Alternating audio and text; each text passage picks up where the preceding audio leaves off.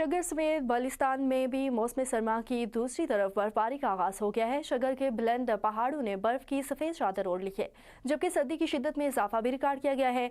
महकमा मौसमियात के मुताबिक 22 से 27 जनवरी तक मजीद बर्फबारी का इम्कान है। ज़िले इंतजामिया ने शहरियों और सयाहों को गैर जरूरी सफर से गुरेज करने की भी हिदायत जारी की है। इस हवाले से मजीद तफसीलात जान लेते हैं शगर से हमारे नुमाइंदे सजाद शगरी से। जी सजाद, बताइएगा इस वक्त शगर के मौसम की क्या सूरत हाल है? जी बिल्कुल, शिगर समेत बल्तिस्तान भर में मौसम सरमा की दूसरी बर्फबारी का आगाज़ हो चुका है।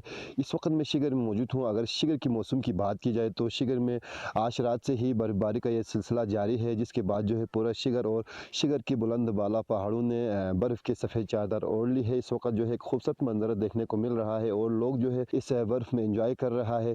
जबकि अगर हम महकमा मौसमियात की अगर बात की जाए तो महकमा मौसमियात ने पहले ही पेशेनगोई की थी कि 22 जनवरी से लेकर 23 जनवरी तक बर्फबारी का सिलसिला जारी रहेगा।